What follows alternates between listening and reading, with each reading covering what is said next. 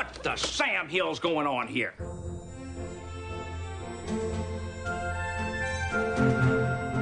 The Rewatch Podcast presents the Lois and Clark Rewatch, dedicated to the series Lois and Clark, The New Adventures of Superman on ABC.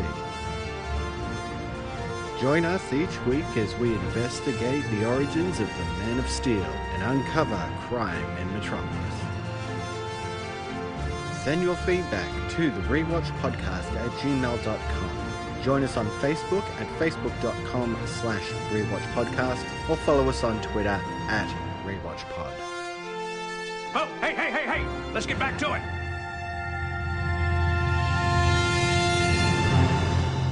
And welcome back to the Rewatch Podcast and our Lois and Clark Rewatch. I am Cory. And I'm the Invisible Man. I mean, Resplendent Man. No, I'm Brawny Man. Yeah, getting a bit confused for sure. We'll talk about it. Yes. And thank you for joining us, everyone, for 2 more episodes of Lois and Clark. And this week's headline reads, Old Bolt. And we're talking about That Old Gang of Mine and a Bolt from the Blue. But first, a quick follow-up. All right, so there was something that I always wondered about in the season finale from season 1. You know, Lex Luthor runs up to the balcony and he goes up to the top to jump off, and he goes, "Top of the world." Now, did you know what he meant by that? Not really. Yeah, I never did either. I sort of assumed, I'm like, oh, he's feeling like he's on top of the world, you know, and he's not going to be taken down or whatever. I just sort of threw it away. But then I was looking at the Lois and Clark, the fans of Lois and Clark wiki, and when I went to go look for the current episodes we're looking at, I just happened to land on this one for the season finale, and it said that was a quote from a Jimmy Cagney film called White Heat, where he does the same thing. He runs up to the roof and yells "Top of the world" and then jumps off. So it's an homage to that film. There you go. Did not know. I was like, that's cool. All these years, I never knew. A great little bit of trivia. There you go. All right. Well, that was a nice quick little follow-up, so let's get into our first episode discussion. And the episode is That Old Gang of Mine, written by Gene Miller and Karen Kavanagh, and directed by Lorraine Sena Ferreira. And this originally aired November 13th of 1994. Lois, Clark, in my office now. What's up, Chief? You're not going to believe what happened to us this morning. We were almost killed. I saved us. What? The kid's leaving out a few details, but the bottom line is we were carjacked. Are you all right? Yeah, sure, but they got away with that vintage car we're going to use for the celebration. Let me tell you how I saved us. Picture this. We're locked in the garage. Hey, Jimmy. Go splash some cold water on your face. I'll tell you about later. Did you get a good look at him, Chief? Oh, yeah, sure. Gave a very detailed description to the police. Then they looked at me like I had 3 heads. Why? Because I told them we'd been carjacked by Bonnie and Clyde. Chief, Bonnie and Clyde died over 60 years ago. Well, I know that, Lois. They took my car, not my senses. But believe me, they did quite a job. Costumes, makeup, the whole shebang. Do you remember anything specific about the costumes?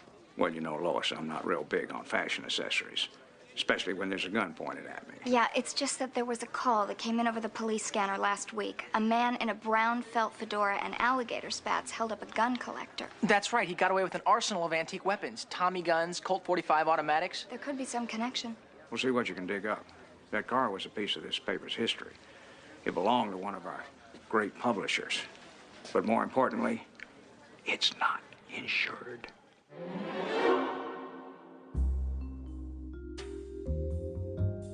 When reports of old gangsters robbing modern-day Metropolis start popping up, Lois and Clark discover that a scientist named M.O. Hamilton has been experimenting with DNA manipulation and apparently has finally succeeded in his efforts, bringing Bonnie and Clyde John Dillinger and Al Capone back to life. Lois and Clark infiltrate a gambling club to try and find out more, but Clark ends up getting shot and seemingly killed when the gangsters show up, taking over the place after having killed the owner hours earlier. While everyone mourns Clark's death, Lois finds Hamilton but is captured when they try and escape, leading to both of them being placed in a bin, slowly being covered by cement.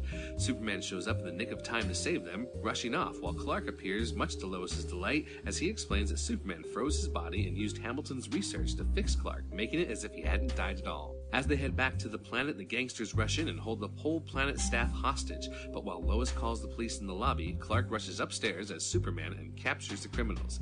Lois later reveals to Clark that when she thought he died, she began re-evaluating their relationship and has decided that there might be more than just friendship between them, to which Clark responds with a resounding snore, seemingly exhausted from the whole ordeal. Perry White? Al Capone. Oh, great shakes of Elvis are coming out of the woodwork now. Who's Elvis? Who's Elvis? Look, pal, I don't know what kind of charade you're pulling here, but... Hey, is that any way to talk to a guy who just came by to do you a favor? The coupe. Out back. Washed and waxed. Sorry about Clyde. He was still making payments when they got him.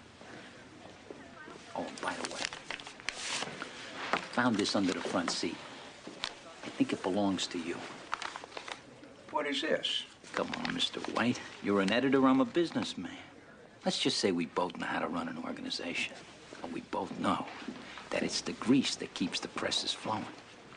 You see, I could use someone like you to say the right things about me in the paper. Look, I've just about had enough of Masterpiece Theater for one day. Why don't you take this dirty money and that phony scar and get out of my office?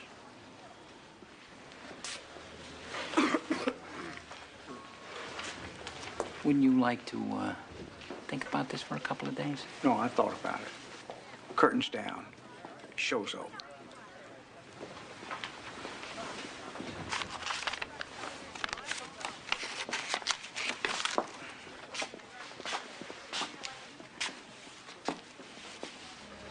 You know, Mr. White, I really enjoy your paper. I'd hate to see it shut down over union problems.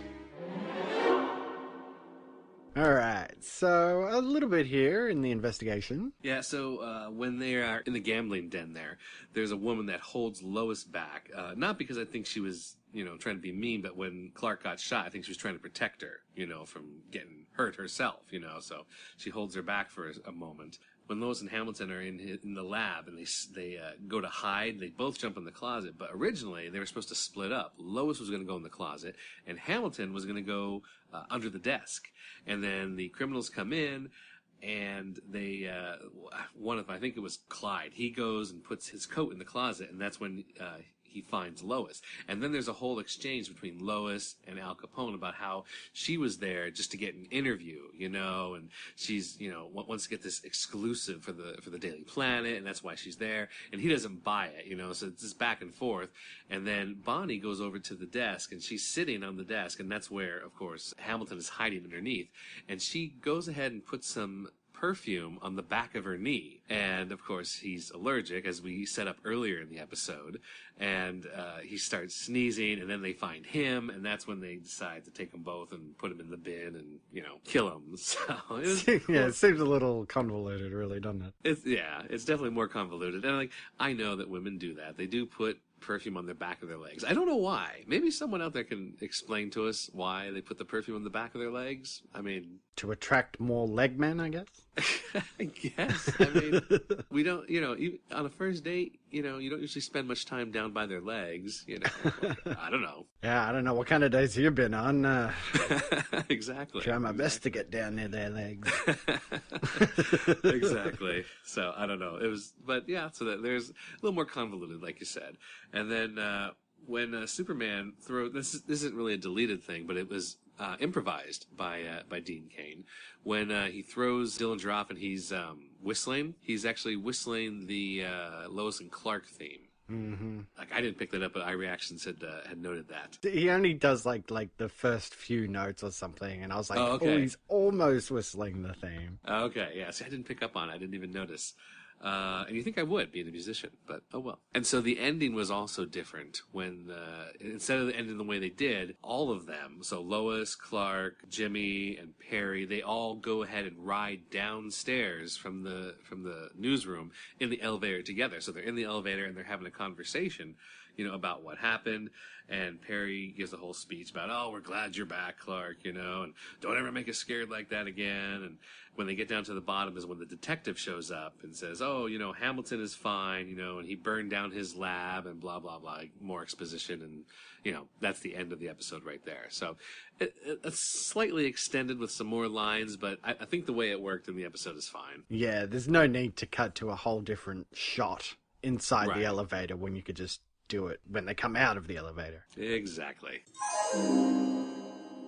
Lois, you didn't have to come in today. Couldn't stay home. Just kept thinking about Clark. Lying there. Feel like it's all my fault that he was killed. Oh, honey, you can't blame yourself. You had no way of knowing what was going to happen. No. He died trying to protect me. In one lousy second, I lost my partner and my best friend.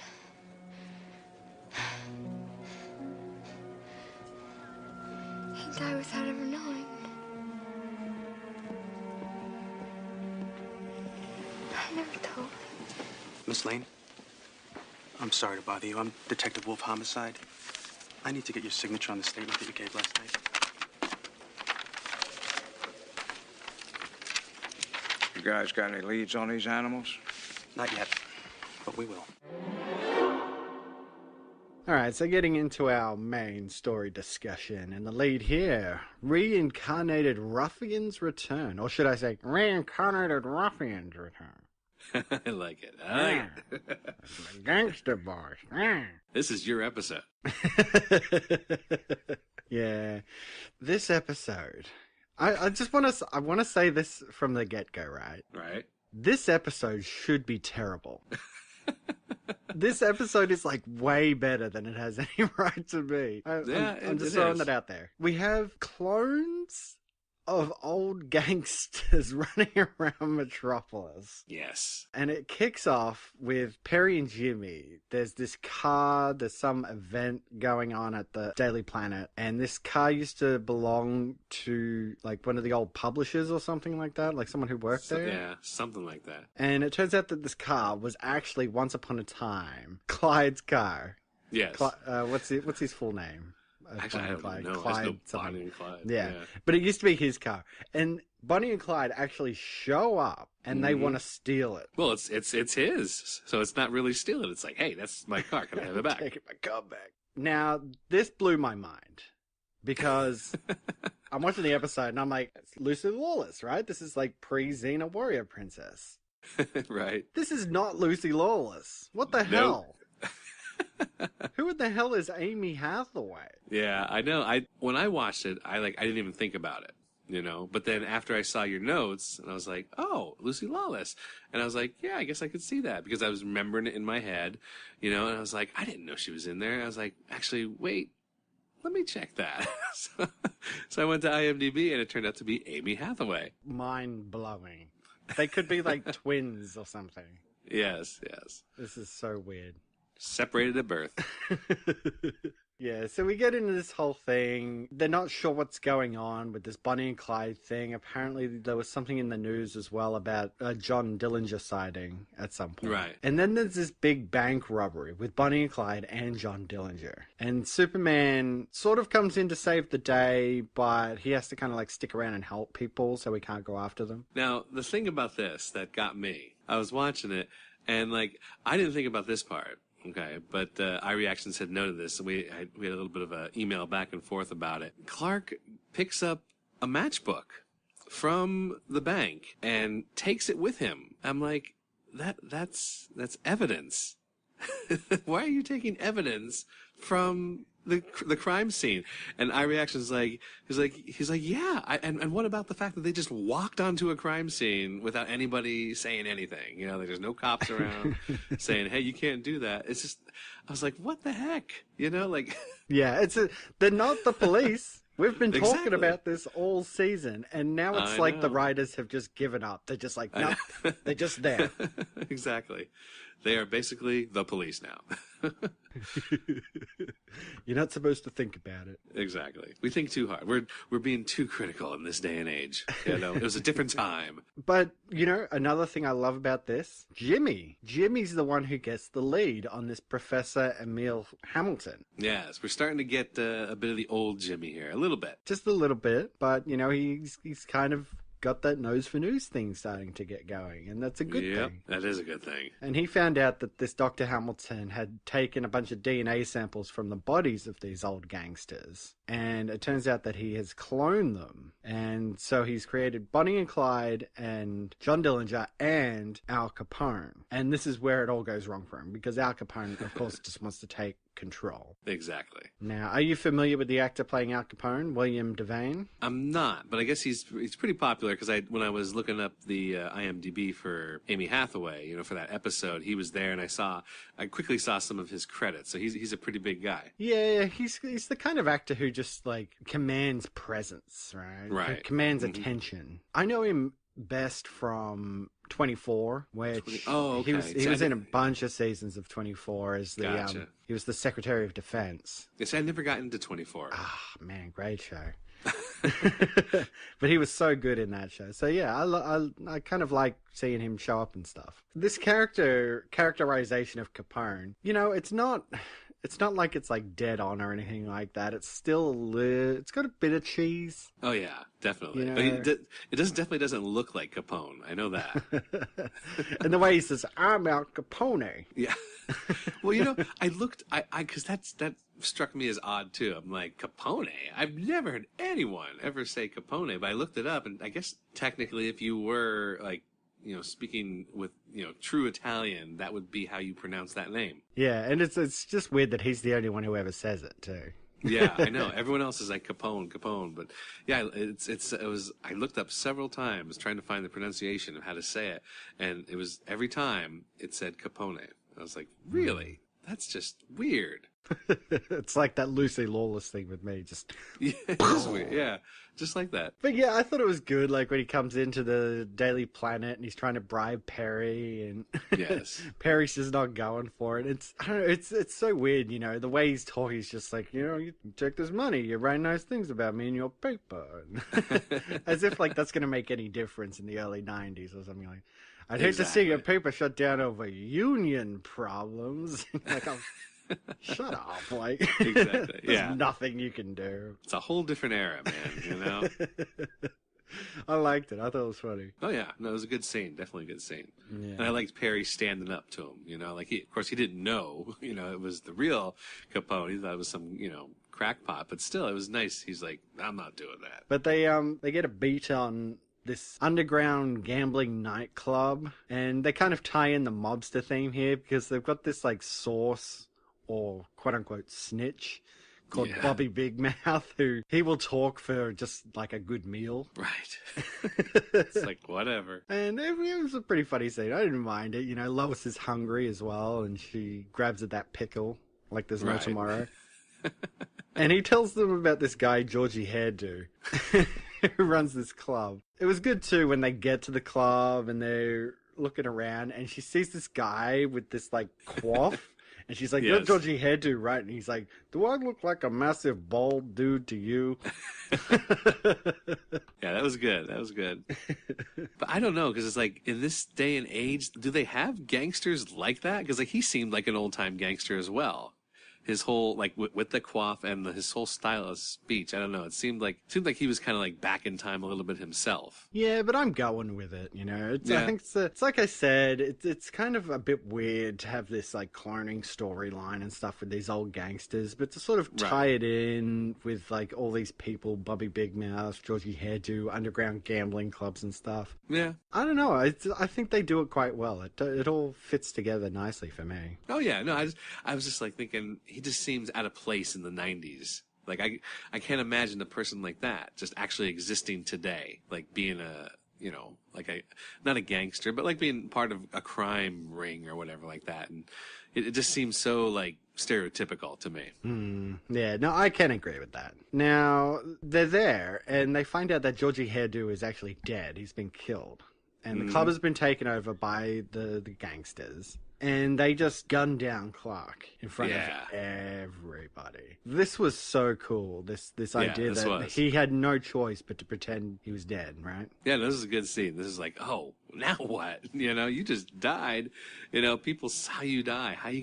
How do you explain this? Like, how do you come back after this? And it does lead to a great scene with the parents. Again, they're only in it for that one part. But this is like, they need to give him like uber instruction on how to live his life now, because exactly. How do I come back from this, Mom and Dad? Like, help me out. Come up with something. Exactly. And I think it's Jonathan who says, like, well, you can still see them, as Superman. But he's like, yeah, but they don't relate to Superman the same way that they relate to Clark. It's, I've lost my life here. So, yeah, it is quite full on for Clark to come back from. Yeah, no, I like that because, like, they do treat Superman differently. They see him like as above them. It's like they're in awe whenever he appears. It's a different relationship.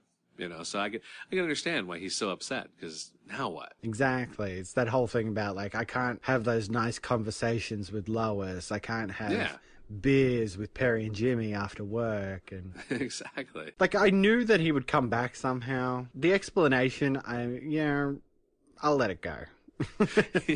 Yeah, I mean, they do try to tie it into the whole story, manipulate his DNA and all that. So, like, since the gangsters are clones, like, we don't think that Clark is actually a clone now, right? They just used his DNA research to sort of, or that's like, no one thinks that Clark is a clone now, right? Yeah, no, I think it's just like, well, your research can create whole people. So yeah, it can be used to heal people, I guess, as well. Because we know that he didn't die, but like other people, figure that he died. Maybe they would, like, maybe Lois would think, oh, but now he's a clone. Maybe he's not a real Clark. They don't think that. They never address it anyway, so we just assume. Yeah, because Hamilton's just like, oh, of course, yes, my research can totally be used for that reason. Exactly. One line taken care of. Because science. Now, this guy, Detective Wolf, he kind of came out of nowhere. Yeah, I was like, who's this guy? Like, I kind of wish we got back, what's his name, Richard Belzer? I wish we got him back as Inspector Henderson. That would have been nice. Yeah, but this Detective Wolf shows up, and he gets a phone call right in front of Lois. That's when she gets her lead on these people who have been doing this. Right. He writes down the address on her notepad. Yeah. And it has a carbon copy right underneath. Yeah. I was like, oh, okay. Like, he peels that off to take it with him. I'm like, dude, you're going to take the carbon as well or what? Like, exactly. It's so obviously like a receipt book or something like that. Yeah, exactly. I'm like, just rip the whole thing off. It's like, all right, well, whatever. I was even half expecting her to sort of take out the pencil and do that, rub the pencil side on across it to sort of get the imprint up or something, something real shifty like that. But no, she's just like, oh, no, just rip the carbon off. That's all good. That would have made Wolf a little bit better, I think, if she had done that. It's like, oh, he's not so stupid. Okay. Because he didn't just, like, he was very careful about how he ripped it off. Like, he's looking at Lois and he's slowly tearing the paper off. I'm like, okay, there's a carbon. Okay. All right. Bye. So, Lois ends up at Hamilton's lab, and of course they both get captured. Superman ends up getting a lead on Dillinger, and Dillinger was originally taken out because he was a big movie buff and he was captured coming out of a cinema. And he takes, all right. Let me just throw this out there. He takes Dillinger up to the top of the building and like drops him off and all that stuff and catches him to sort of scare him into getting information. But then he gets no information from him. Because next scene, Superman's flying around Metropolis and he's trying to hear for Lois. Her pager, right? Her pager. Jimmy's like paging her repeatedly. And then he flies down to get Lois. I'm like, so what information did he get from Dillinger? Nothing? Yeah, no, I don't remember what he got from... Okay, so he drops Dillinger and catches him. And then he's at Hamilton's lab reading about DNA. Oh, okay. So I guess the information he got was the information about Hamilton's lab. Because he's there and he's reading up on the DNA research. And then he flies off and goes to find Lois. So I guess that's the only information he got from Dillinger? Was where the lab was? But nothing on, like, where they took Lois and Hamilton. Okay, well, all right. There we go, then. Okay. Mystery solved. So, of course, Superman saves Lois and Hamilton and gives the whole explanation about the freeze breath and the coming back to life. And then Capone and the gang crash the party over at the planet. But Superman busts in and disarms everybody with his super speed. And then everybody pulls together to save the day in Clark's honor. I thought this was actually a pretty good scene. Don't you reckon? Oh, yeah, no, it was all well done. I liked it. We skipped over a little bit. The reintroduction of Clark to Lois was really good, I thought. We skipped over a little bit, but I liked that when she saw that he was alive, like just the relief and everything in her face was just amazing. You know, it was well done, I thought. Yeah, I thought her mourning Clark was really good. Oh, yeah, definitely. And the fact that she'd been in the wet cement as well. So she has to run up and she just like grabs a hold of him and gets all that cement all over his suit and everything. And he's like, okay, but you know, that just shows how happy she is. She's like, I don't give a crap about your suit. Come here, give me a hug. Exactly. No, it was good. And then, yeah, this end scene was great. It was kind of quick, you know, but that's how most of these episodes go. When Superman comes in finally to save the day, it's just like 1, 2, 3, done. They don't do this often enough where Superman is just like, he can do this. He can just disarm everybody in a second. Yes, exactly. But the fact that everybody has been there and they've been doing a toast to Clark and everything, and you know, Jimmy sort of comes forward and go, "Hey, everybody, this is the guy who shot Clark." Like, gets everybody riled up, and they all come together to sort of take everybody out. It was great. And then, of course, you know, happy days. Clark's alive. I actually like Detective Wolf as well, where he's like, "Hey, Kent, like you're the first homicide case that ever solved itself. Thanks for that." Off he goes, probably to never be seen again. Yeah, I was just going to say, I don't think we see him again, which is why I wish we had gotten Richard Belzer, because at least we had seen him before. Mm-hmm. But again, Richard Belzer was season 1, and it was a whole different regime, you know, in place then. So I don't think we get him back again. I don't remember ever seeing Wolf again. I do know we get some other special agent that's going to be coming up. I'm not sure if it's this season or next season, but there is another special agent that comes and plays that kind of role as well. But then the big scene, right at the end. Yes. Lois just opens her heart to Clark. She does. Lets it all out. Do you reckon Clark is pretending to be asleep? Or do you think he actually fell asleep? Yeah, you know, this is a tough one. All right? Because watching the episode this time, I thought, and actually, I remember originally, I was thinking, he's just playing.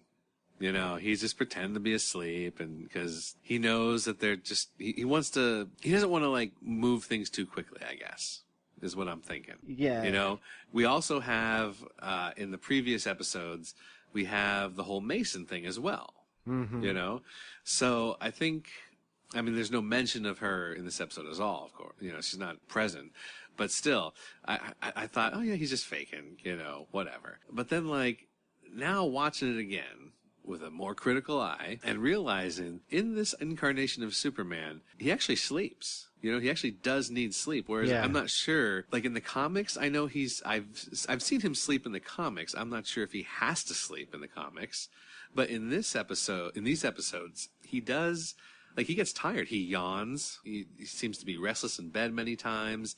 He seems to need sleep, you know, in this incarnation of Superman. So I'm thinking, with all that went on, that he's maybe a little tired. You know? Yeah, it's possible. He also has to eat a lot too. Remember, they set that up in the first season. So he exerts a lot of energy, so he needs to eat a lot. Yeah, he has to sleep. So, and see, that's not something I remember from the comics either. I know the Flash in the comics has to eat a ton. You know, that's part of his thing.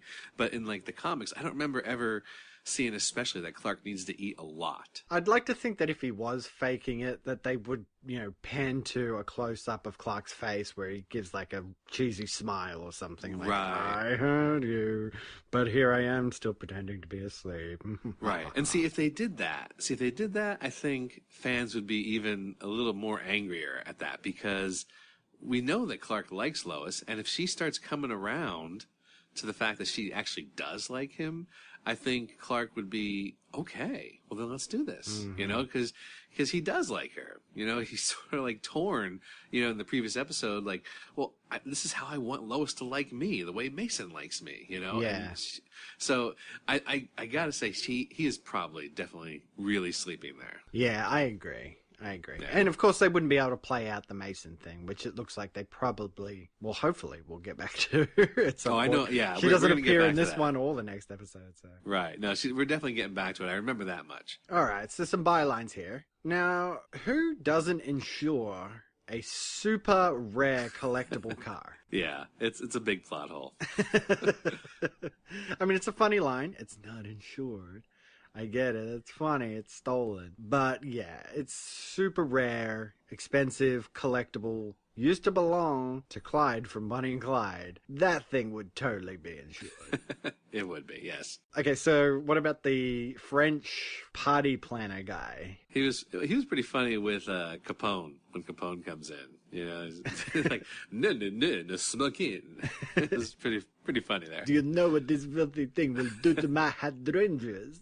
Yeah. That guy was pretty funny. Okay, so apparently Lois is also a dead ringer for Madonna. I guess. I didn't see it. I don't see it, but whatever. Yeah, the whole scene in this lookalikes talent agency thing, and this lookalike Superman comes in, played by, of course, Dean Cain. Of course, with the accent. Yeah, it was funny. It was definitely funny. He's got the pager on his belt there. I thought it was really funny. Got a couple more 5x10s for you, buddy. You know, or 8x10s. Yeah, what's his name? Barry. Yeah. Lois getting ripped off by an old woman. Steals all her quarters. Well, you know, I'm glad they put that in there, because have you been to a casino? I have been to a casino. Have you seen the old ladies who hang around there? Because do not it does ask them happen. to watch your quarters for you. No. Steal them. But they will sit there. Like, now, we went to Vegas a couple months ago, and I didn't notice it there as much, but I went to Atlantic City a long time ago, back when I lived back on the East Coast, and you know, we'd be there playing the slots, and like out of the corner of my eye, I felt someone watching me. And I sort of look over, and there's like an old lady standing a couple feet away, just watching. And I'm like, what the hell? She's waiting for you to get off the machine, wasn't she? She is, because I wasn't winning anything. You know, wasn't winning anything. And so I was like, all right, I leave. And as soon as I leave, she jumps on that machine. I'm like, Jesus, like a shark. Yeah, I'm like, whatever. I mean, I get why they're doing it, because, you know, if I'm not winning anything, eventually they're thinking it's going to turn over, but whatever. It's just funny. I'm glad they put that in there. I'm calling you out, old people at Atlantic City. Maybe a big trope, but it's an accurate trope. Exactly. Okay, and then finally, we have in this episode, Emil Hamilton introduced. And were you familiar with him at all? No, I just assumed he was just a character made up for the show. Yeah, no, he's from the comics. He actually was in the comics. He started off, now I didn't know about this. I just knew where he fit into where I started reading, where he was like Superman's helper. But he started off, I guess, working at Star Labs, and he started attacking Superman, hoping to sell his gadgets, because it turned out Luthor had bought all his previous work and took credit for it, and it drove him crazy. It drove Hamilton crazy. So in order to get back, he sort of started making new gadgets, attacking Superman, hoping other people would buy them. so he could live. Basically, he eventually reforms himself. Superman captures him, of course, and talks to him, and, they work it out, and he reforms himself and becomes Superman's scientific advisor and helps him out a lot in different storylines and whatnot, helped them out with the whole Death of Superman storyline as well. So he became a very big part of the Superman stories. Eventually, though, I guess he goes crazy again, and he becomes a villain who tries to destroy Superman. He frames his friends like Pete Ross and Lana Lang, and basically he says in 4.5 billion years, Superman's gonna destroy the world, because this ties into a theory from the show. Since he's drawing energy, his powers from the sun, it destroys the sun in 4.5 billion years because of what his powers, the way they work. So it kind of ties into how, we had the whole rising heat thing and the powers from the sun pulling to Earth. So it kind of does relate a little bit there. Interesting. And also throwing out that Superman would live for 4.5 billion years. Wow. Right. Well, actually, I'm not sure if that meant that he was living for 4.5 billion years, but the fact that he was drawing so much energy from the sun that in 4.5 billion years the sun would be destroyed instead of lasting much longer, I think is what they were saying. I didn't read the actual story. This was just from what I found looking them up. But it was interesting. I was like, wow, I did not know that. Yeah, no, that's very cool. I like it. All right, well, shall we get into our quote vote? Yep, let's do it. What's everybody standing around for? This is a newspaper, not happy hour at Buckingham Palace. What are we here, the Daily Planet, or second stringers from the Weehawken Gazette?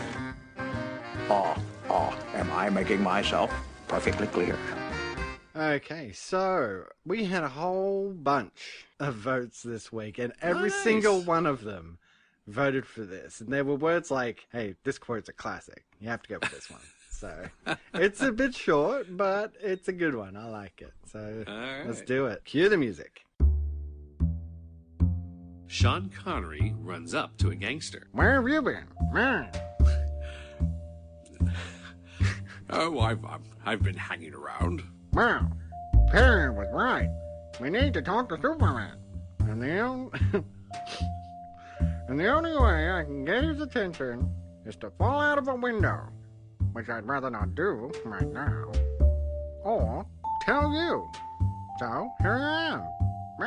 I'll be right back. I forgot my mail downstairs. Sean, this is important. You can get your mail later, see? Yeah, but I'm expecting my cheese of the month shipment. I'll be right back. And scene.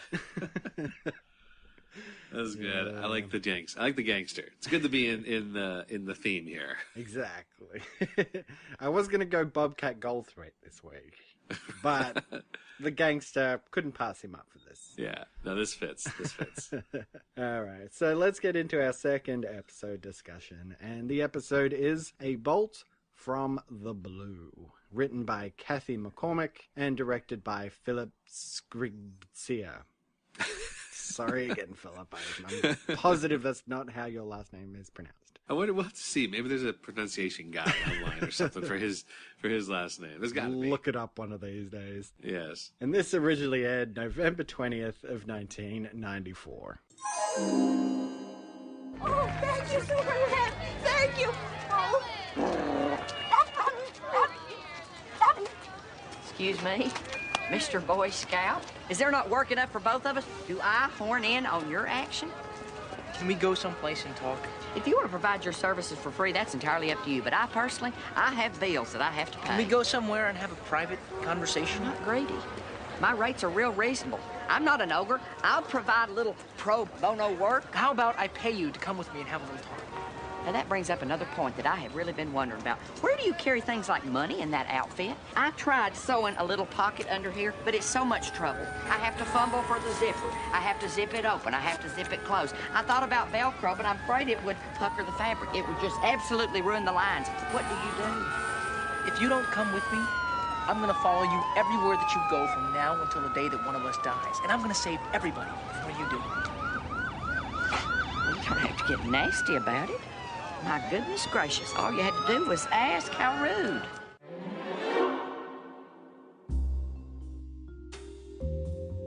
While Lois and Clark follow up on a tip that something fishy is happening in the cemetery concerning Lex Luthor, a man named William Wallace Webster Waldecker is there nearby, ready to commit suicide, having made many bad decisions in life and unable to care for his sister anymore. Superman intervenes to save him just as a lightning bolt strikes him, seemingly transferring some amount of his power to Wallace as Dr. Gretchen watches from a distance as Wallace suddenly kicks his gun with super speed out into space. The next day, Wallace makes his appearance as a superhero without a name, saving people and presenting them with a bill afterwards for his life-saving services, while Superman meets with him to explain that he shouldn't be charging people for saving them, to which he counters by saying he's providing a service that's the most valuable thing ever, their very lives. Superman tries to explain again and again about how superpowers shouldn't be used for financial gain or for personal pleasure, but his continual chats eventually lead the two into an all-out brawl, which ends in a stalemate. Gretchen follows Waldecker on a visit to his sister, who lives in a mental health care facility, and offers him herself if he helps her in transferring the powers again, but she is rebuffed,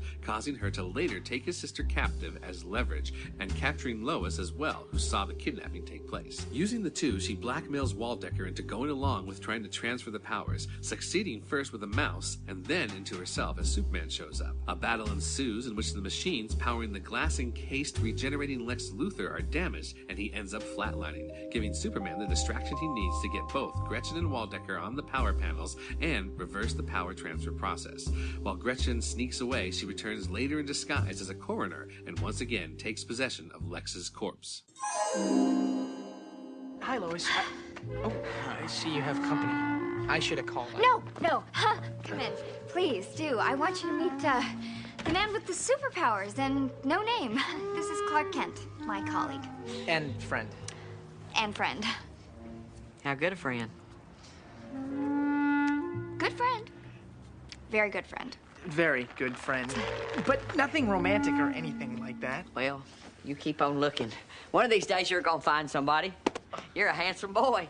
Though I personally suggest getting rid of the glasses. Get you some contacts. Oh, and don't forget about my price list. Whee, donors! I'm sure you'll be very happy together.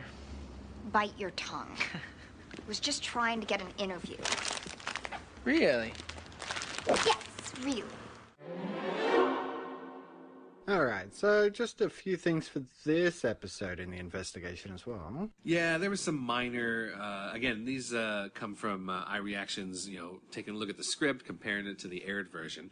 There were some minor line additions, nothing really life-changing, like an extra line here or there, like, hey, where's Clark? Hey, what's this, what's that? Nothing major. But the fight scene that the two were supposed to have, Resplendent Man and Superman, was supposed to be a lot bigger, like a lot more epic. They said stuff like carts are overturned, or mail carts are overturned, and buildings are messed up. There's like holes in the walls, stuff like it. This was supposed to be a lot bigger than what we saw there. I don't think they were ever planning on actually filming it, but the destruction was supposed to be a little bit more. Right, yeah. I was going to say, it's like, we see none of this fight. We just see a couple of overturned cars, and that's about it. It would have been nice to have seen the fight, I think. It's like, okay. It sort of reminds me of, I don't know if you watched Heroes when it was on. I think it was the end of season 2 where the two guys fight the bad guy. The two heroes fight the bad guy Sylar. It was like a big showdown. It was like the whole big showdown, and it happens behind a closed door. And all you see are lights from underneath the door flashing, and you hear things crashing and boom, everything. It's like you can imagine in your head what it must be, and then they open the door and the fight's over. It's like, really? Come on. I know it's TV, you have less budget, but you should have saved for this moment. Yeah, should have saved up some of that budget, but whatever. Right. Anyway, so apparently Gretchen was supposed to talk to Lex while she was failing to transfer the powers, and it was almost like she was a little crazy. like telling Lex, calm down, we're gonna do this, you know, we're gonna take care of this. I thought that was weird. Like, it just made her character seem really like off balance, and maybe that's why they cut it. I don't know if they cut it for time or whatever, but yeah, she was supposed to be like, we know she talks to Lex, but like, I just assume she's talking to him because that's, you know, her character, she cares about him. But this one, it almost seemed like she thought he was interacting with her. Right. Like he was actually talking back to her. I was like, okay, well, maybe, whatever. So they cut that out. And then there was a line where when Superman shows up and she knocks down Superman, she says, "Oh, are you hurt? You know, that's all right. I'm a doctor." You know, like one of those classic, like super villain, you know, like ha ha ha lines. So they cut that out. This part here, the police officers that we saw at the end, the twins, I knew that I had seen them before somewhere, and apparently they were in Terminator 2. Yeah. Yeah. See, I forgot it. Like, I was like, I've seen them before. I know them from somewhere, and that's where they were from. They played a guard, you know, or something. I don't remember the exact storyline, but yeah, they were in Terminator 2. Yeah, it's the scene where they are, like, the cops showed up to interview Sarah Connor after John was attacked at the mall, and he's the guard. He goes up and he gets a cup of coffee, and the liquid Terminator, the T-1000, Oh, okay. sort of comes up behind him and turns into him. So it's like, Right. you know, they use twins for that scene. Gotcha. And, yeah, they play like the guard and the T-1000. Right. Do you mind? Yes, I do mind. I have tried to be patient. I have tried to be understanding. Get a grip here. Do I tell you what to do? No, I don't. I'd appreciate the same courtesy from you. You will take this to heart. You will memorize it. You will live it. The strong do not exploit the weak. The powerful do not attack the defenseless. And you do not use your X-ray vision to spy on women in a locker room. Oh, please. What planet are you from? Try to grasp this. It's not a really hard concept. You may not like what I do, but there's not really a blessed thing you can do about it.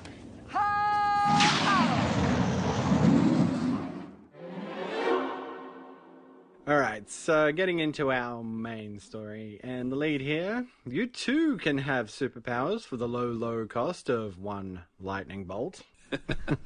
All right, I'm in. Nice. So it kicks off. Lois and Clark are investigating the cemetery because randomly Lois was talking with Mrs. Cox. Yeah, I was like, who's Mrs. Cox? I was like, who the heck is this person? And I had no idea who she was. I was like, is that her didn't she have like a landlady or something like that? Or No, Mrs. Cox was the random henchman that Lex had, remember? Oh, really? Okay. Because Nigel just vanished into the ether. Right. And we haven't seen a Sabi forever. Exactly. And he randomly had Mrs. Cox as his assistant, and she That's turned right. code on him, yeah. So apparently Lois was randomly talking to her, and Mrs. Cox wanted to tell her all about something that was happening at the cemetery. But that's all she said. Go to the cemetery. Oh, my God. And that's why they're there. So I wonder, is Miss Cox in jail, or is she out because she sold Lex out? I don't know. Like, why? Like, if she was in jail, or if she's... Why would she ever contact... Like, why? I don't know. That's weird. Plot contrivance. They could have gotten the tip from anybody, really. You know, it didn't have to be like Miss Cox. It could have been like something weird. I saw this lady go into this, you know, this little grave there. And she didn't come out for like hours. You know, it was weird to include Miss Cox. But whatever. Right, exactly. They do see Gretchen there, but Clark gets distracted by this guy, William Wallace Webster Waldecker, Leslie Jordan returning. Right. Not as the Invisible Man as we have seen him before. No. Completely different character, playing it exactly the same way. This guy doesn't have much range, apparently. He just plays the same kind of character every time. And he's ready to commit suicide right at his mother's grave because he just feels that life has given him a shit turn and he's just ready to end it. So Clark has to turn into Superman and stop him. And he quickly rushes up and grabs the gun. And just as he does so, he's struck by lightning and his powers are transferred to Waldecker. I've never seen his powers transferred in quite this way before. I don't know. It was a bit odd. And when I was looking up stuff about the back issues, a lot of other people had the same complaint. It's like, I don't think his powers work like that. I think you could just transfer him with a bolt of lightning. But if you go with it, it makes for a fun story. And of course, this is all witnessed by Gretchen, and she's onto it immediately because she sees Waldecker kick the gun away. Yes. Up into space. So she's like, oh my God, Superman's powers can be transferred. Well, yeah, now I will say, I like Leslie Jordan. I think he's a funny guy. I was fine with him as the Invisible Man, but I wish that they had gotten someone else to play the Invisible Man, because I think he's so good as Resplendent Man. As this character, William Wallace Webster Waldecker. I would love to have seen more of this character throughout the series. Yeah, I mean, I'm not bagging on the guy, really. It's just that we have seen this guy before, and he is playing the exact same character. But it's not the exact same character. Exactly. Yeah, he's had a pretty decent career. I looked him up back when when we were looking at the Invisible Man episode. I looked him up, and he's just he seems like a very positive guy. I saw his Facebook, his fan page or whatever, and the stuff that he does, his works and everything. He just seems like a very happy guy. He's just not, I don't know, he's just a very positive spirit. I was like, I like this guy. He's pretty cool. He's, like I said, he's been in a bunch of different movies, bit parts here and there. I think that's just he's like a one-trick pony, that's his shtick. But I think it's good. I like it. He's like an Arnold Schwarzenegger, Arnold Schwarzenegger doesn't affect an accent or anything. For any character. He's just Arnold Schwarzenegger in every movie. This is true. Now, we cut to a scene, and Lois is nearly run down on the street. Now, she just walks into oncoming traffic, right? Yes. There is no, accidentally being pushed out into the road. She just walks out into a busy street. Right. Well, did Clark get distracted by something? Was there some reason why he didn't, continue walking with her? I don't know, but she's just chatting away and she just walks out into the middle of the road for no reason. Right. As you do. And of course, Resplendent Man comes down and saves her. And at this point, he's not called Resplendent Man. He's got no name. He's still got to come up with it. But he flies down and he saves her. And then he promptly sends her a bill for having saved her. So this is kind of his thing. He's so excited that he's come up with powers. Now he's trying to profit off this. Exactly. Why not? Spider-Man actually tried to make money off his powers too. And I'm talking about, when he first got his powers and he was trying to wrestle, and make money off that way. But I remember he tried to get a job. He tried to go to the Fantastic Four and get a job with them. He made it past their defenses and everything and wanted to be part of the Fantastic Four because he figured it paid real good. It's like, no, that's not how it works, I don't think. I remember in the Sam Raimi movies, he would set up his camera and stuff to get, real good shots of himself doing superhero stuff. And then sell it to the paper. Yes. It's reasonable, and that's the argument that Resplendent Man makes, Exactly. I'm not being unreasonable here. I think my prices are fair. Yeah. And, I like all that. And he sets up a whole business around it, He's got, a call-in line, oh, fan my God, club. yeah, that was funny. That was good. Later on, he's talking with that woman. She's been saved from a house fire, but her pet's inside, so he's got set prices for if it's a cat or a dog. And exactly. It's pretty funny. I do like it. Yeah. And of course, while all this is going on, we got Gretchen, who has decided that since Superman's powers can be transferred, I guess she can transfer them to herself and then transfer them from herself to Lex to bring him back. Yeah. Right? That's what I was thinking. Yeah, that's what I was thinking. So she's got her plan going as well. And it's cool to have that back. It's been a few episodes since we've had that thread come into it. And I think we're probably going to be a few episodes off before we get back to it again. But it's there. It's lurking in the background. Well, it's good because they got two overarching themes for this season. We got the Lex theme and then we got the Intergang theme as well. So we got two that I think it'll make it pretty interesting. Yeah, come back and forth and see. Maybe they'll tie together. I don't know. I don't remember if they do. I guess we'll find out. And then Lois manages to track down Waldecker through this tattoo, right? Which he really makes sure to show. Yeah, I know that was a little bit ham-handed there. I was like, oh, come on. But they go through this whole thing about, dermal designs rather than tattoos. Like it's offensive to call me a tattoo artist. I guess so, yeah. I don't know. And Clark is trying his best to sort of help Waldecker keep his secret identity. Yeah. Even though he's kind of against him trying to profit off this, he at the same time is like, well, I don't want the guy's secret identity to just be discovered as well. And especially since that will lead to Lois finding out that he got his powers from Superman. Right. I think that's a fair call for Superman as well. The last thing he wants everybody to know that, hey, my powers can be transferred to anybody. Yeah, everyone would try to, get the powers then. So I think that's a cool theme for the episode as well. And it plays out pretty well as well. Lois sort of trying to figure out if she is morally obligated as a reporter to put this out there or not, or help Superman. I don't know. It's it's not the best way to sort of, have Lois try to remain true to Superman, as a friend. Or as a reporter. But, it's still there, and I appreciate it. Wasn't there... All right, now, in the first season, wasn't there something about how she didn't want to print something about how it would harm... The kryptonite would harm Superman? Mm-hmm. And, so they didn't print that, right? Or did they? I thought they didn't. No, I think she printed about kryptonite, but I think she, omitted the fact that it would weaken him. Right. So, see, that's... And, because she knows that would be bad, because then people would be trying to find this kryptonite and just use it to hurt Superman, Or they would, maybe kidnap Lois to try to force her to tell her where it is, even though she doesn't know she wrote the story. So, in this episode where she's mad about this whole thing, you lied to me. I'm like, well, I mean, think about this, all right? Superman says every time he touches down, people are going to be mobbing him, trying to steal his powers if they think there's a way to do it. People will come up with devices that can attract lightning or cause a shock, thinking, well, maybe if a lightning bolt works, maybe a powerful shock will work, Not just that they'll be doing that, but they could end up killing themselves with a shock, Mm-hmm. So, if she really thinks about it, I understand, and people really like this. When I was looking at the back issues and stuff, they like the idea that Lois is struggling with this.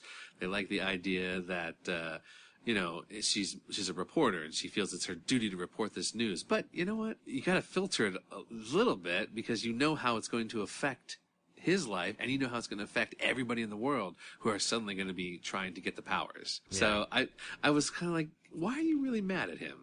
You shouldn't be mad at him for this. I mean, it's not. I don't know. I was like, don't be upset. There's no reason. Yeah, exactly. But, it all sort of comes together because Gretchen is going to kidnap Waldecker's sister, Wanda May, and then use her as leverage. She also captures Lois, of course. Right. Because Lois always gets captured. It's her thing. And the two of them are sort of in this rigged cell, and he has to sort of let her try to transfer the powers to herself. Right. Now, do you know who Wanda May is, the actress? No. This is kind of cool. Wanda May is played by Cindy Williams, who is probably best known for her role on the TV sitcom, again, TV sitcom Tom here, Laverne and Shirley. Did you ever see that show? Oh, right. She was Shirley. Yeah. So now that's cool just because of the fact that, all right, so Shirley's on it, all right? Also on Laverne and Shirley was Michael McKean, who guest starred a couple episodes back, because he played Lenny on Laverne and Shirley. So now we've got two Laverne and Shirley people on here. I don't think we ever get Penny Williams on here. I don't remember her ever showing up, or the guy who played Lenny's Squiggy. Yeah, I don't think we get either of them on the show. But it's kind of cool. We got two Laverne and Shirley people. That's pretty good. No, I never even thought of that. There you go. I love it. And she's quite great, She's in this mental health hospital, and she sees Clark use his powers, use his heat vision to sort of stop Gretchen from taking her away. And it's that moment where you're like, oh my God, somebody saw him doing his powers as Clark. Yeah. She sort of has a moment where she sort of refers to him as Superman. Right. But not really. She just starts talking about Superman and then refers to Clark as General Grant. Right. 'Cause she's got this whole Mrs. Lincoln thing going. Well, it's funny because even if she told anyone, no one would believe her. Yeah. You know? It's like, he has heat vision. You know, like, no one would know. Of You know? course he does, Wanda May. Yes, time for your medicine. Now, a thing about this episode is that Clark has to excuse himself, quote unquote, like 5 times. Yes. So he can become Superman and go and talk to Lois, right? It is just, it's crazy, this episode. And how Lois doesn't know at this point that Clark is Superman, I don't know. He does it, like, seriously, like, literally, like, 5 times. He's just like, oh, Lois, I'm just going to the bathroom, I'll be right back. And then, like, seconds later, Superman shows up. Right. I thought about that. And, like, they talked about this. I think it was on Superman homepage in the review for the episode. I think what they would come to, the conclusion they would come to is not that Clark is Superman, all right? But I think they would come to the conclusion that Clark has some kind of problem, you know? Like, maybe a drug problem because he keeps disappearing, you know? Because, they're not going to just assume that Clark is Superman. That's, like, not even in the realm of their thinking. Like, they're not thinking that, you know? They're just thinking, man, this guy Clark, he is always disappearing off somewhere, you know? He comes back, but something's going on. And, like, you know, that's, like, a typical thing you hear, like, oh, yeah, he went off to the bathroom and did some lines of coke or something, you know? Whereas, like, with Superman, you know, he shows up, you don't assume that Superman has anything to hide. Like, no one assumes that he's, like, living as a human. You know, Lex did because he found out that information. But no one else, I think, assumes that that Superman is living day to day as a normal human. Yeah. I think they just figure he's off doing other things, like super things, wherever he is. They're not assuming that he's hanging out as a human somewhere. So they're not thinking when Superman shows up, oh, that's weird. He disappeared and he showed up. I don't think they're thinking that. They're thinking, oh, well, Superman just happens to be here and Clark is off doing drugs again. Grabbing a smoke or something. I don't know. It's weird. It gets really thin, though, because we did it in our quote vote. Yes. Clark, like, shows up with Lois there, and she's like, I really need to get in contact with Superman again, and the only way I know how to do that is to fall out of a window or talk to you. So, like, what the hell? And he's just like, oh, I need to get mail, my cheese of the month. like the lamest excuse ever. Runs off, and then again, like a second later, Superman shows up. And is he getting his mail at the planet, or does he have to actually go home to get it? You know? And he comes back, like, Superman leaves, Clark comes straight back. Oh, yeah, no cheese. No Whatever. cheese, yeah. It's like, seriously, Lois, you're a reporter. You should be able to figure this out. She should be, but like I said, I give her the benefit of the doubt. She doesn't realize anyone is hiding anything. Just this episode especially. Just because it happens so much, you know? If it happens once an episode, I'm like, cool, whatever. Right. That has to happen so Superman can come and talk to Lois. But it was just so much this episode. And I'm just like, this is ridiculous. You cannot do it this many times in the span of a day. This is... Exactly. She has to know something's up. If it was today, you know, he could have an iPhone, and there's apps that will call you, like to fake a call so you can get out of meetings and dates and things like that. If it was today, that's what he would use. So, of course, you know, Gretchen manages to get her powers from Resplendent Man, and she actually tests it on a rat first, which I thought was really funny. That came back later with the flying rat. It did, yeah, it did. And see, I was going to mention that in the bylines, but yeah, it's funny at the end when Jimmy's reading the story, you know, and in the National Whisper, and it says on the thing, "Flying rat terrorizes sewer workers." Like, Perry makes him throw it away, like, don't read that trash in here, Jimmy. Exactly. It's like, this is real news. It's actually happening. Oh, and we already talked about that fight between Superman and Resplendent Man, which we didn't see. And then Superman arrives, he has to have a fight with Gretchen, but, you know, Resplendent Man sort of comes around and says, okay, I gotta help Superman now. Yeah, exactly. They manage to get the powers back from Gretchen, but during the fight, Lex flatlines. Yes. And you think this is going to be the end of it, but apparently not. Nope. But it's cool that sort of, like, Lois had learned about this. Because she's like, hey, like, what's this over here? And she kind of comes out with, like, he was the last real man in Metropolis and stuff. And she's like, oh my god, it's Lex. Yeah.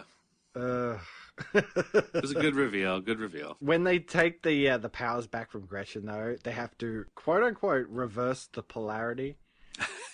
I had a good laugh at that. That is such a sci-fi trope. It is, yes. Reverse the polarity. And then, of course, like Gretchen escapes because nobody keeps an eye on her. And she comes back later, dressed as a coroner, and steals Lex's body back. So, not the end for Lex just yet. The story goes on. Yes. But all in all, I thought it was pretty good. Yeah, it was a fun episode. Like I said, I like Leslie Jordan. Yeah, He's fun. both of these episodes, I think, were just a good bit of fun. But some bylines for this episode, too. Clark is hit by a car, and then later they're on the planet, and Jimmy has photos of this incident. Right. I'm like, okay, so Clark gets hit by a car, and Jimmy's first thought is, I better get out my camera and take a photo. Why wouldn't you help him? He's a true photographer. There you go. I just thought it was really funny. They just had this close-up of Clark hanging out from under a car. And I'm just like, seriously, dude? Like, you took a picture of that? I know. Yeah, I'm with you. But, hey, at least Jimmy's still got the nose for news, right? Yes, he's getting it. He's doing Get it. the story no matter what it takes. For someone who was so broken up that Clark was dead last week. My best friend has been hit by a car. I'll photograph it. Let me take a shot of that for the memories. The conversation between Superman and Resplendent Man about where he carries stuff. That was so good. Where do you keep your wallet? Because I've tried to sew in here and it just does not work. Yeah, that was a great conversation. And you know, he's just looking at him like, I just don't carry stuff. Exactly. That's the best way to do it. And then later, Resplendent Man spying on the women's locker room. I thought that was really funny. There was a lot of good stuff in here. It was a good graphic, really, you know, for 1994. This visual of him looking through the wall into the women's locker room, and then Superman has to come down in front of him. And of course, you don't get the skeleton effect with Superman, because you can't see through there. And so, yeah, you know, I thought it was just good attention to detail, and it was quite funny. So, yeah, I think that was, just made for a good couple of fun episodes, right? Definitely, yeah, they were enjoyable. Definitely enjoyable. Yes! Done it!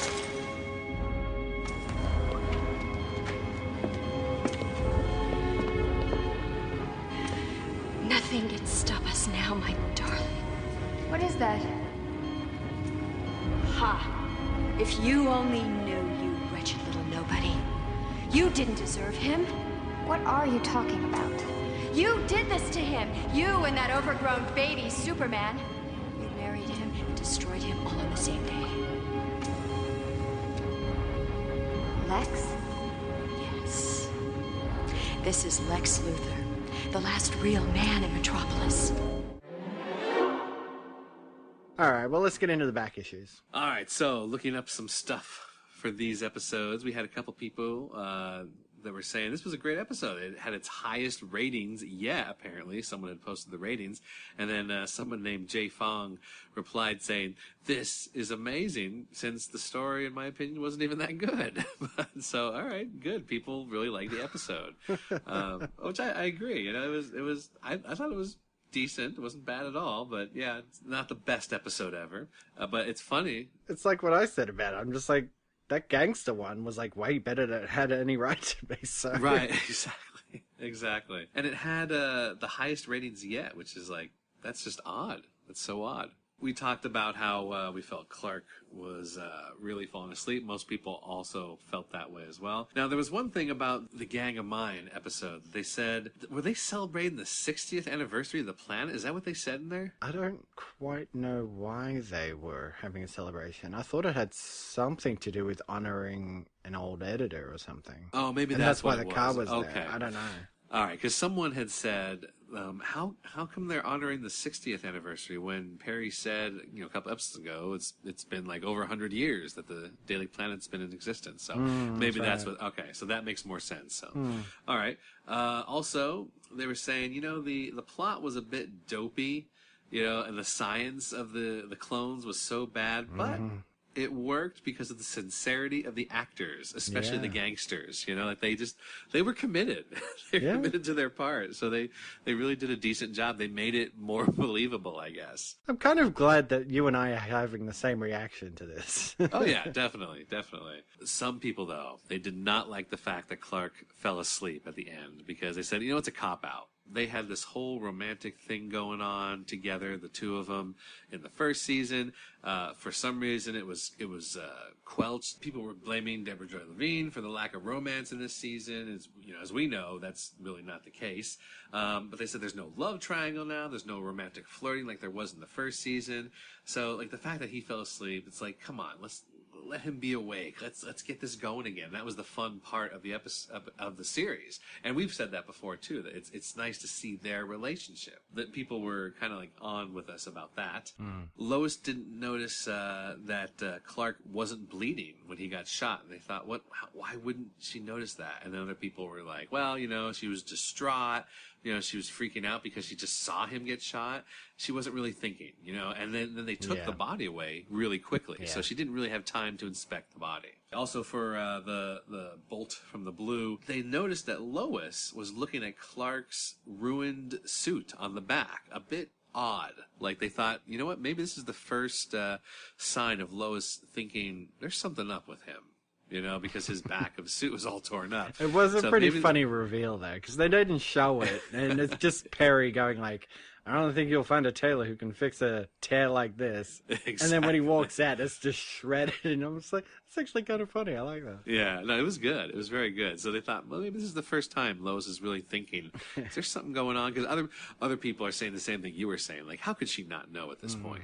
They agreed, kind of like what I said. They should have gotten a different actor, you know, for Resplendent Man, but like I said, they like Resplendent Man more than the Invisible Man. So they'd rather have Leslie Jordan in this role than the Invisible Man role. They said maybe Lois is becoming a little more disenchanted with Superman now. The whole thing about him lying to her, maybe this is what will make her lean more towards Clark and less towards Superman. Because now she sees Superman like you know, when someone that you idolize makes a mistake and it makes you see them in a new way, they're thinking maybe that's what's going on here with this whole lie. You know, now she's going to start looking at Superman differently and looking at Clark differently. They thought that Clark's, the way that Dean Cain played Superman in this scene, you know, his guilt was great. They thought it was done very nicely, very believable. Yeah, but he wasn't even really lying to her. It was right, exactly. I guess it was lying by omission. It's not that he was lying, he just wasn't telling her everything. So you kind of like, yeah, can she really stay mad at him? Exactly. Yeah, exactly. I can't stay mad at you. Oh, Superman. There was a comment here about how Lois, it looked like Lois kind of made like a roll her eyes type move or something when Clark said he had to get his Cheese of the Month shipment. And they said, you know, when she finds out that he's Superman, she is going to be mad. She's going to be steamed because of all these excuses. So, yeah. I'd think back over it and just go, Cheese of the Month. How did I not get this? Exactly. She's going to be so angry with him. And I agree. You know, I could see where she would be angry after all this time. So. Yeah. It's going to be a good reveal whenever it happens. Oh, yeah, definitely. All right. Well, our next issue, we will be going back to Sliders and talking about Season's Greetings. Oh, no, we're still watching Lois and Clark. Okay, right. I was like, wait a second, did we forget to discuss something? It's like, what? That's right, I forgot. Sliders had the same exact title. And Metallo.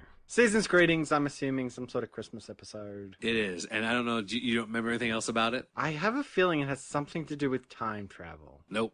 No? Okay. Nope. I must be thinking of another episode then. It has to do, this is where Sitcom Tom, I like the name, Sitcom Tom. Sitcom Tom comes in because this episode, Season Greetings, gonna have a little something to do with moving on up to the east side. Do you know that theme song? No. You don't know that? You and your bloody sitcoms. I don't know half of them. It's the theme song from the Jeffersons. Okay. I never saw the Jeffersons. Oh, the Jeffersons, George and Wheezy. All right. So, Sherman Hemsley is going to guest star in here with his, I forget what Wheezy's name is, but there was a pretty big sitcom called The Jeffersons about these two African-American people, husband and wife that sort of make it big. You know, not like they win the lottery, but they move up into a different economic. You know, I'm probably not explaining it right, but this is what I remember. They sort of like moved into a different neighborhood, and like it was like a whole thing where like they were out of their element, basically. You know, it was a comedy, of course, sitcom, so it was pretty popular. But yeah, it's they guest star in that episode. Fair enough. And then Metallo, I remember this one because I know Metallo from the comics, from the cartoons, and this episode, you, sir, are not Metallo. Okay. Yeah. We'll get into it next week, I guess. This will have another tie to a sitcom, but Okay. we will leave it. We will leave this reveal for next week. Well, I guess we shouldn't say next week. A quick, that's right, quick yes. announcement we should make. We're actually going to be taking a couple of weeks off because, Tom, you're going away on summer vacation. I am. I'm getting slammed at work on my side, so we've decided to just take a couple of weeks off till things sort of come back around, and then we're going to get back into it. So, yeah, so we'll be off for 2 weeks in a row. Yep. And then we'll be back, folks. So don't miss us too much. Exactly. And if you do miss us, write us and let us know. In fact, like we said, that's it for this Rewatch podcast, but you can let us know by keeping up with us over at our Facebook page at facebook.com/Rewatch Podcast or facebook.com/Lois and Clark Rewatch. Tell us how much you miss us over there. And then you can also follow the show on Twitter at Rewatch Pod or visit our webpage at rewatchpodcast.podomatic.com, which has links to some of our favorite sites that we've mentioned here, such as the zoomway.net, the folc.wiki.com, and supermanhomepage.com. And don't forget, also over there on our webpage, we have links to our film rewatch episodes. Yes, and with 2 weeks off, it's a perfect chance to catch up, maybe if you're a bit behind, and then write us an email or record a voice message and send it over to the rewatchpodcast@gmail.com. And also, if you've enjoyed the show, please consider giving us a rate and review on iTunes. Really helps out the show. And you can help support us even more, go above and beyond by heading over to patreon.com/rewatchpodcast and make a monthly contribution as little as $1. And of course, we're also on YouTube. So search Rewatch Podcast and subscribe today. All right. Well, thank you for joining me for these episodes again, Tom. Yep. I guess I will see you in a couple of weeks. And I will just say, until next time, I haven't come up with a good name yet. What do you think of Brawny Man? We gotta fly. The Rewatch Podcast is not associated with Warner Brothers Television, ABC, Gangbuster Films Incorporated, or Roundelay Productions. Don't believe everything you see on TV. The use of any and all copyrighted material is only for parody, news analysis, critique, or educational purposes as provided in United States Code Title 17, aka Fair Use. Let's get legal on this. Music provided by Kevin McCloud at incompetech.com. Great shades of Elvis. Copyright 2016, The Rewatch Podcast. Where are your beepers? We'll be in touch.